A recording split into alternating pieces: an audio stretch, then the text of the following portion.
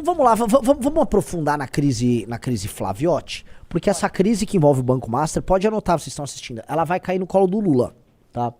Vai ser meio ciclo, ela começa com o Flávio, ela vai bater no Lula e ela volta pro Flávio com outros temas, tá? Mas, vocês verão logo mais cair no colo do Lula, porque haverá a questão Bahia, haverá a questão Rui Costa e haverá a questão Jacques Wagner, mas ela avança, ela começa avançando através de Flávio, tá? O que a gente teve que já caiu no colo do Lula foi isso aqui. Essa é a primeira. Mas vamos começar com a Zambeleta, né? Parte ainda Flávio. Zambelli destinou 2 milhões em emenda para a produtora de Dark Horse. Montagem atividade por Zambelli seria utilizado para produzir séries sobre personagens históricos do Brasil, mas não foi recebido por produtor. Foi enviado para tal da Karina, né? Vamos lá, vamos ler a matéria. Isso aqui, ó. A ex-deputada federal Carla Zambelli enviou emenda de 2 milhões para a Academia Nacional de Cultura, a ANC. A entidade é presidida por Karina Ferreira da Gama, produtora do filme biográfico Dark Horse sobre Jair Bolsonaro. A verba que seria utilizada para financiar uma série conservadora foi alvo de auditoria do TCU. O montante destinado por Zambelli foi transferido ao caixa do governo de São Paulo em julho de 24 para a produção de Heróis Nacionais, Filhos do Brasil que não se rendem, uma releitura conservadora sobre personagens históricos brasileiros. Dividida entre episódios, a série teria caráter documental com os temas Portugal, Luz para o Brasil, José Anchieta, Topoto do Brasil e Dom Pedro I, Libertador. A ANC também pretendia usar parte do dinheiro para a produção... beleza. Ao todo, o projeto custaria 2,6 milhões, recurso totalmente bancado por emenda de deputados bolsonaristas. Além da deputada federal, a produção recebeu blá blá blá blá blá. Ele também enviou a verba por meio de emenda Pix. Já o deputado federal Cassado Ramagem contribuiu 500 mil e Biaqui... Beleza, vamos lá. A academia, no entanto, jamais recebeu... Prestem atenção.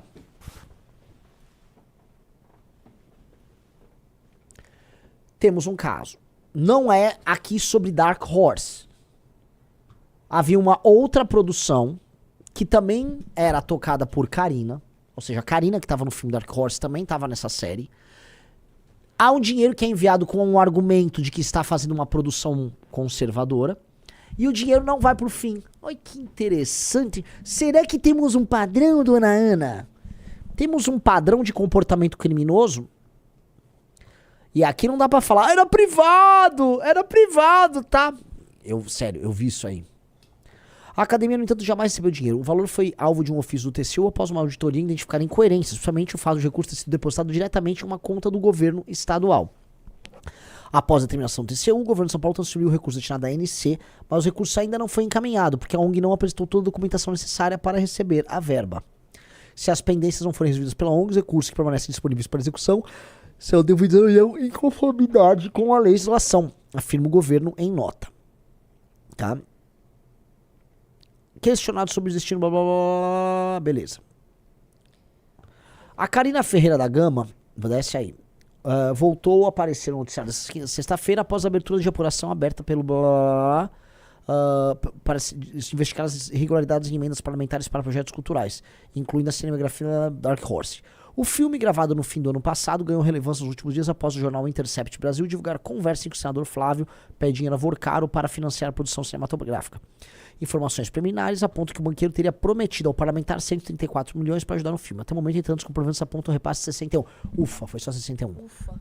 Na apuração no STF são citadas 4 empresas. Instituto Conhecer, Go Up, Conhecer Brasil e Academia Nacional de Cultura. Todas as instituições são ligadas à Karina, que aparece como presidente sócio das 4. A Karina, ela parece que ela estava esquentando, tá? O argumento para obter arrecadação e doações e dinheiro, seja de empresários, seja de emendas, para atividades que são conservadoras, mas que às vezes tem outro fim, entendeu? A Karina é um elo de muita coisa aí. Tem dinheiro, ela recebeu muito dinheiro da Prefeitura de São Paulo, também para fazer um filme conservador. Aliás, o mesmo Ricardo Nunes da Prefeitura de São Paulo que estava defendendo, assim, com unhas e dentes Flávio Bolsonaro. Unhas e dentes, estava lá, vou defender, né? Difícil, hein? Difícil. A situação tá ficando muito complicada. Porque tá ficando meio claro pra todo mundo que havia um esquemão. Vamos ser sinceros, havia um esquemão. E estão pegando o esquemão. Pegaram um caminho, esse aqui é um caminho, e havia outro caminho. E tudo leva a essa Karina. E essa Karina, ela atua em muitas áreas. Então tem a Prefeitura de São Paulo, o Governo de São Paulo, e tem agora o filme Dark Horse. O filme Dark Horse, que foi, de acordo com o Flávio Bolsonaro, ele é um Uma obra-prima, não sei se você chegou a ver isso. Ele falou uma obra-prima. Obra-prima. Ele conta com uma produção americana, mas aqui no Brasil ele tinha que ter uma produção brasileira também. O que eu fiquei sabendo também, você sabia que o filme não pode ser exibido no Brasil, em cinemas, etc., pelo fato de não ter sido produzido aqui? Ele não cumpriu nenhum requisito sobre produção local. Caramba! É. O filme, ele não obteve, assim, o filme não trabalhou como uma produção natural. Até por isso ninguém sério doou pra esse filme. Por isso que ele veio com a gente e falou, o Vorcaro doou pra... Isso não é um projeto cinematográfico normal. Entendeu? Então... Vamos lá, vamos ler aqui, ó. Eduardo diz que filme sobre Jair Bolsonaro financiado por Vorcaro foi barato. Desce. O ex-deputado Eduardo Bolsonaro afirmou que Dark Horse blá, blá, blá, é barata para os padrões de Hollywood. Em entrevista ao inflador de direita Paulo Figueiredo, justificou os 134 milhões previstos no orçamento da produção. É um filme que, para quem não conhece, vai pensar que é super caro. Não. Para os padrões de Hollywood, não. E ainda assim, o que eu sei é que não conseguiu se captar tudo aquilo que o projeto inicialmente previsto. O Paulo Figueiredo é um bom amigo. Né? Tenham amigos como o Paulo Figueiredo. Ele te defende, assim, realmente nos piores momentos. É um sujeito impressionante, né? Tá difícil, Paulo. Não vai dar pra defender muito essa, né? Porque boa parte do filme foi gravado no Brasil. Segundo que o filme, por mais que tenha durado a pílula, o filme foi feito pra audiência brasileira. É pegar um branding americano pra vender pra brasileiro. Terceiro, que vamos colocar aqui, o Jim Caviezel é uma figura C no cinema americano, tá? E vocês não vão se comparar com superproduções americanas de mais de 100 milhões, né, de reais. Vamos traduzir aí. Isso dá tranquilamente mais de 20, 25 milhões de dólares, entendeu? Se eu for pegar alguns filmes premiados recentemente no Oscar, eles tiveram um orçamento menor do que isso. E eles eram produções sérias. O filme Dark Horse não é sério. Assim como o Jim Caviezel é um ator C. Assim como o produtor e o diretor do filme são caras série C, série D. Vamos ser sinceros. É que o público no Brasil, o público bolsonarista, engole qualquer coisa. Estão dando uma galera série C, série D ali, é Hollywood. Não é Hollywood, não tem Hollywood nisso aí. Não tem Hollywood. Porque o termo Hollywood é usado da maneira solta como eles usam, porque aí você engambela a galera. Tipo, não, isso aqui tá sendo produzido, é uma das... Quando lê-se Hollywood, lê-se filmes com grande impacto comercial feitos pelos grandes estúdios americanos, que em geral, nem sempre, ficam lá na Califórnia, em Hollywood. Capite, galera? Vocês entenderam isso? Quando fala-se Hollywood, é isso. Existe, por exemplo, o circuito alternativo de cinema dos Estados Unidos. Tem o famoso festival de Sundance, que é um festival só de cinema alternativo, que não é Hollywood. Deixa eu explicar pra vocês. O Jim Caviezel, esse diretor, eles não são de Hollywood. Eles também não fazem filmes que vão parar em Sundance. Eles são série C.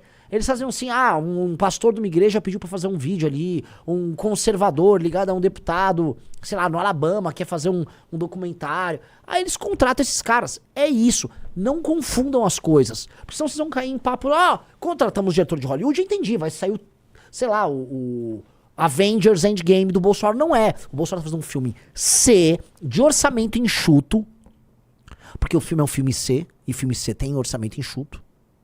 E o dinheiro não foi pro filme. É isso. O dinheiro não foi pro filme. Se eles estiverem tão preocupados com isso, abram as contas do filme. Gastamos tanto na produção, tanto nisso, tá. Onde tá esse dinheiro? O filme é um filme de baixa qualidade. Eu mostrei aqui, a Ana pode levantar aqui, imagens do filme. O filme é um filme de quinta categoria. Filme feio, mal feito, mal filmado, com um roteiro que era em português, foi traduzido para o inglês. Porco. E eu sei que o fã, né, mais radical do bolsonarismo vai falar, não, o filme é muito bom. Não é, cara. Aquela é a pior. O Codes da Missão falou, o Som da Liberdade custou menos de 80 milhões de reais. Pois é, o Sounds of Freedom, o filme Som da Liberdade, que virou um filme... É um filme fraco, mas virou um filme cult da galera de direita, com o Jim Caviezel, ele custou quase metade. Não. E foi uma produção voltada pro mundo todo. Então, eu peço com carinho pra vocês, não caiam nessa conversa mole. Vamos lá, olha essas cenas, vamos lá.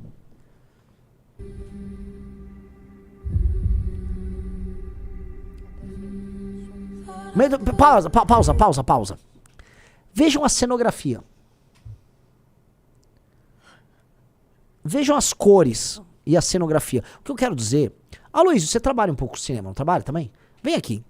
Vem analisar cenografia, interpretação e vem me dizer se isso é uma produção assim, de centenas de milhões. Não, Dá é só você ver a diferença um play da desde o qualidade da começo. tua câmera pra qualidade desse não, filme a filmagem porca. Sim, Vamos lá. TechPix. Vamos lá, dá o play. Olha essa cenografia que vem aí, quer ver, ó?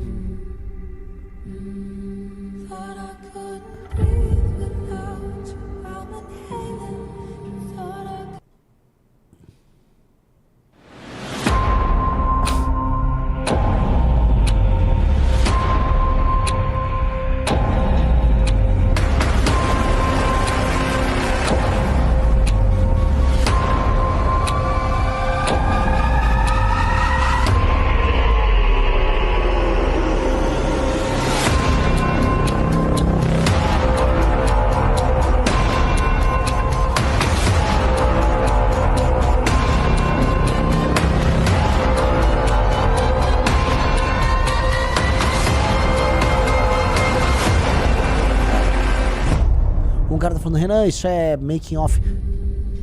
Ainda que seja Tem uma- making off, cara, a cenografia- imagem não conversa com o espectador, não conversa. Essa cena aí, a montagem mal feita dos cenários. Tá muito poluída. Vou tirar aqui a música porque...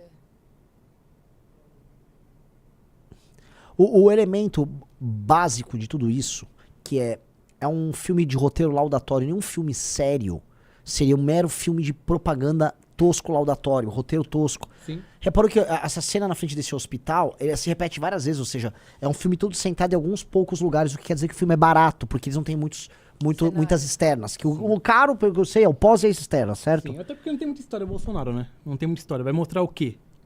O quê?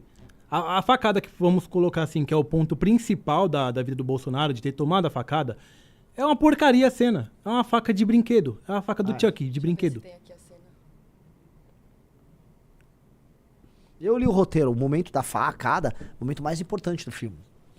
Não, e a cena é deprimente. Muito, nossa, a cena de chorar. Aqui, será que é essa? Olha essa cena. Olha lá. Ele sendo carregado.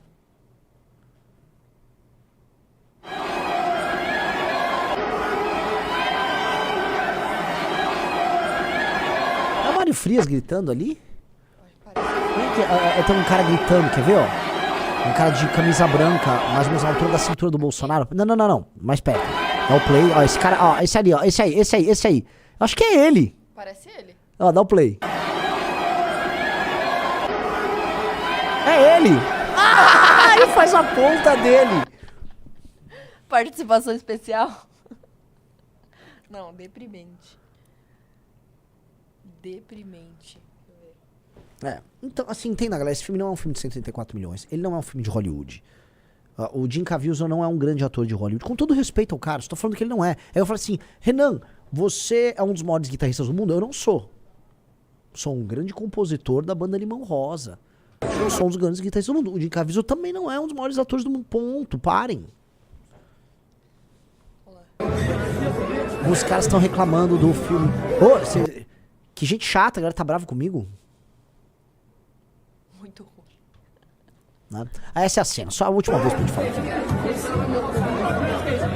Olha isso, olha isso. Não tinha nada na mão do cara. Ah,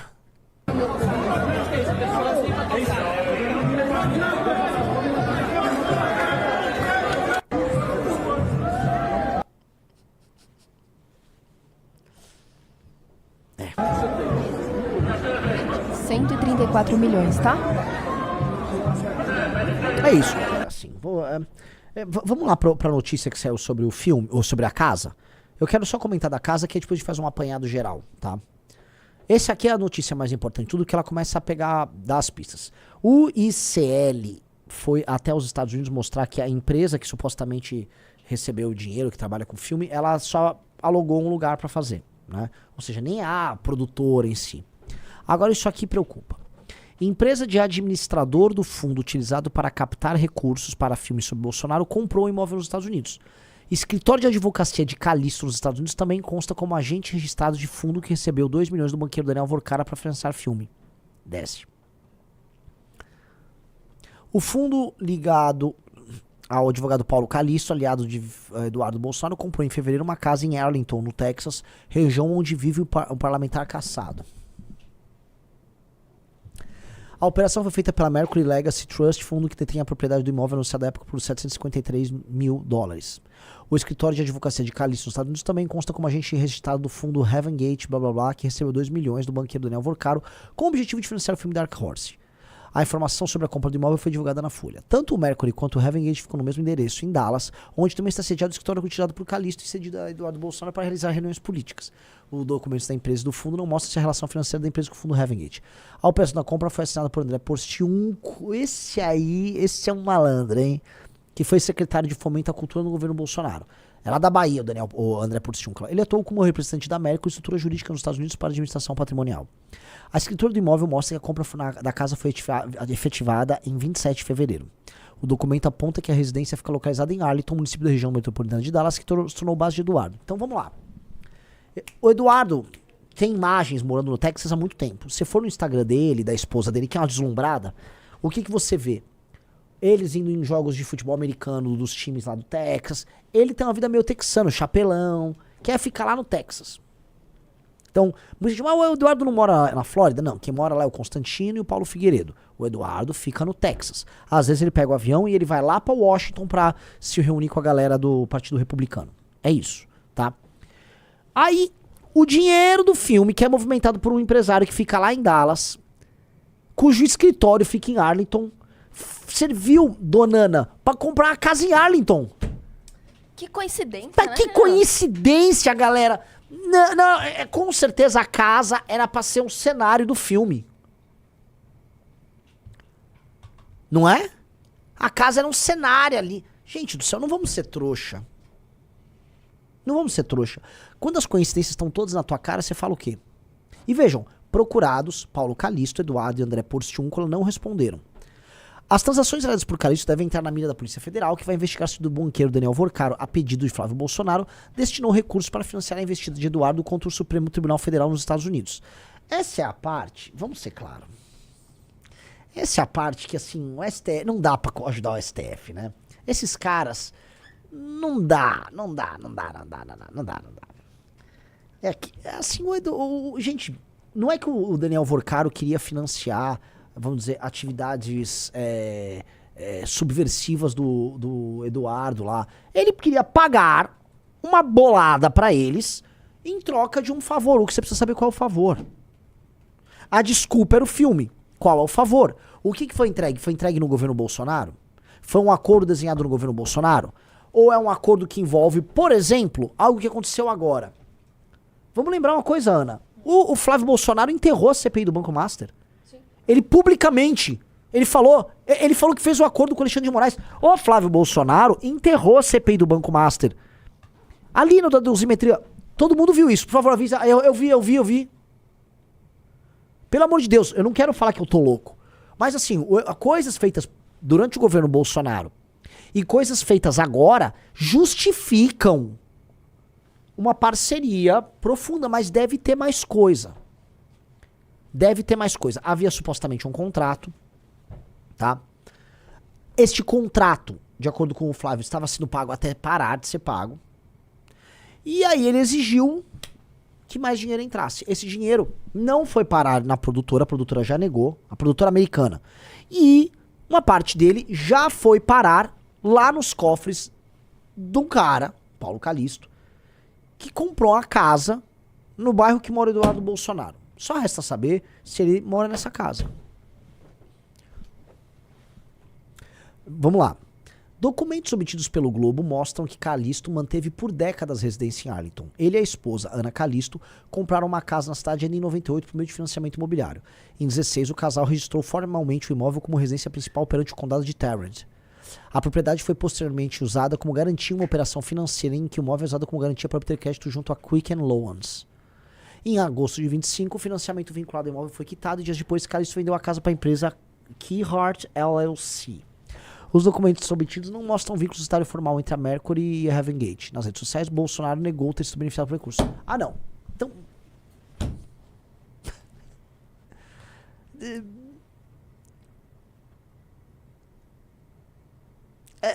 eu tô...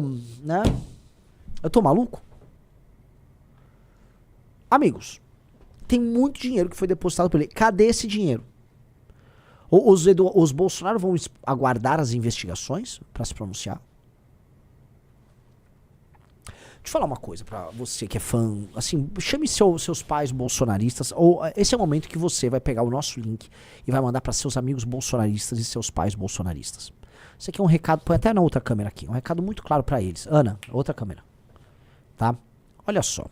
Já mande, vai mandando o link pros pais bolsonaristas, avós bolsonaristas, amigos bolsonaristas. Os elementos aqui são muito claros.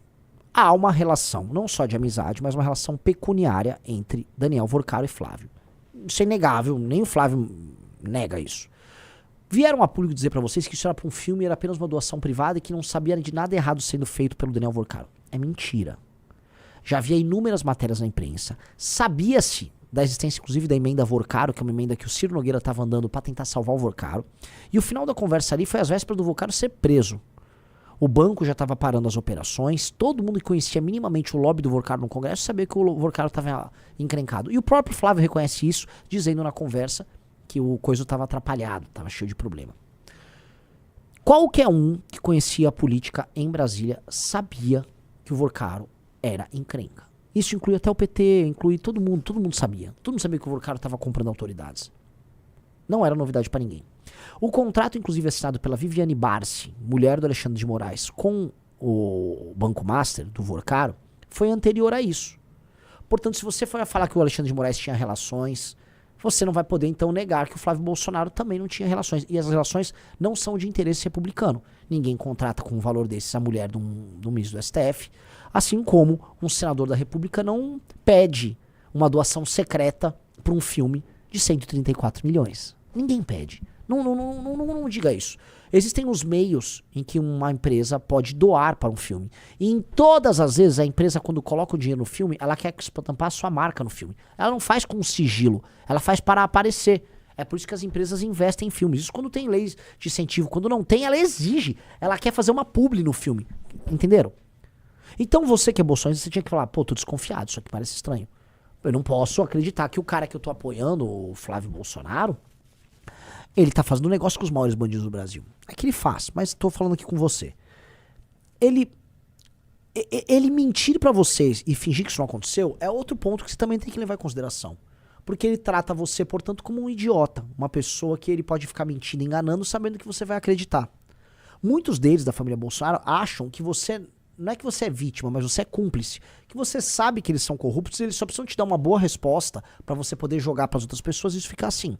Só que você tem filhos, você tem família, você não pode ficar aceitando vamos dizer, o espalhar da mentira pra defender ladrão.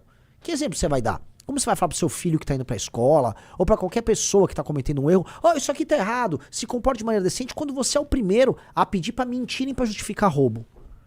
Você perde sua moral. Não seja essa pessoa. E aí, por fim, vou chegar num elemento interessante.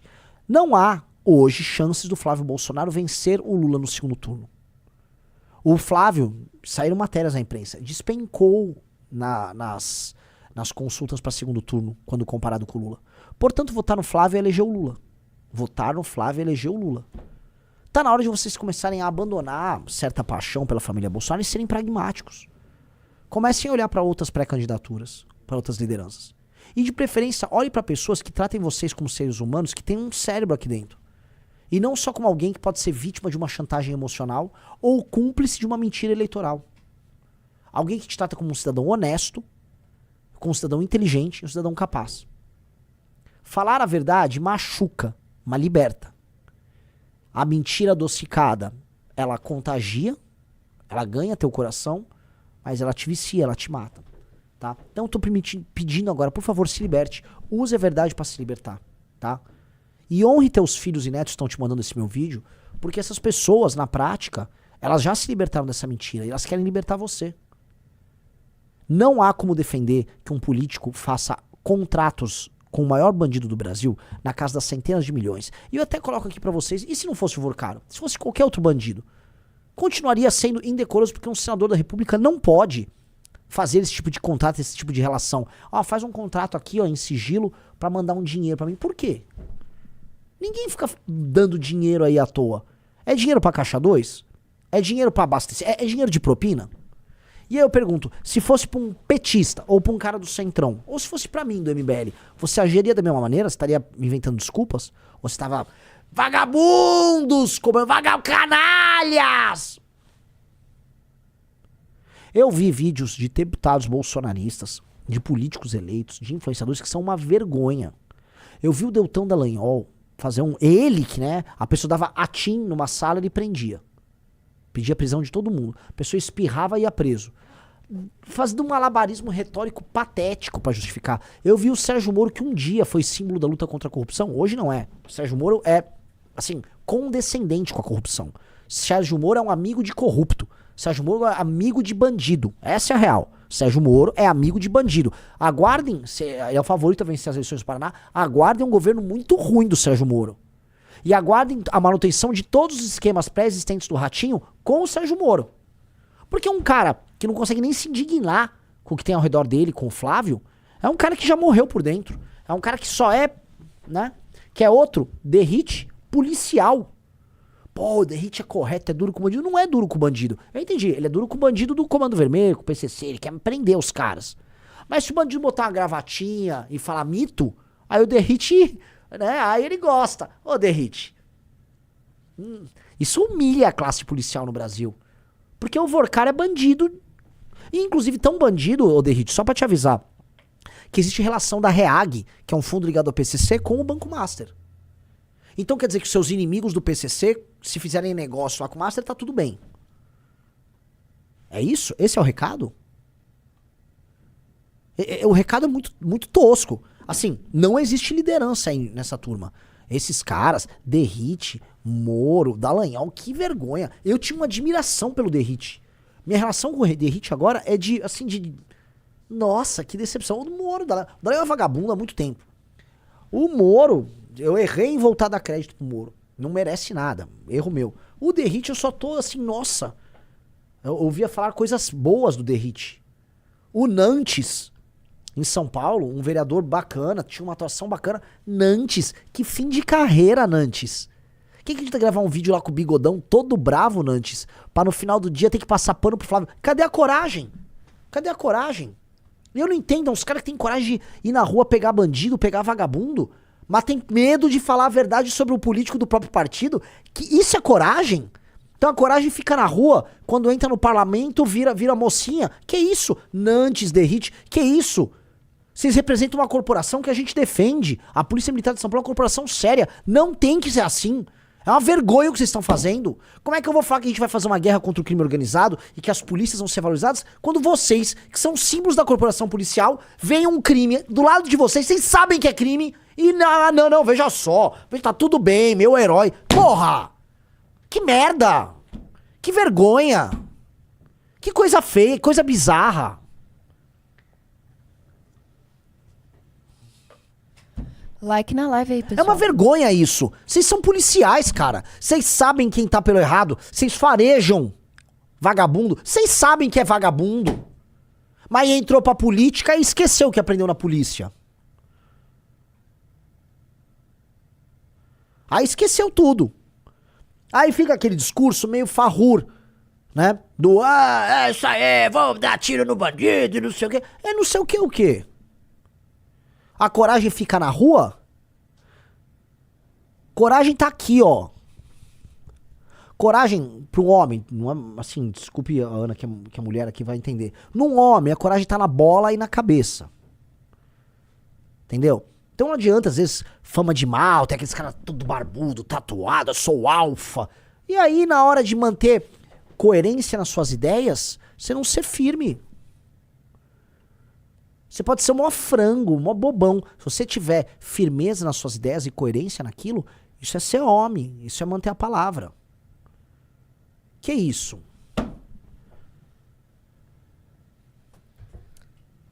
Pois é. E aí, ô Renan,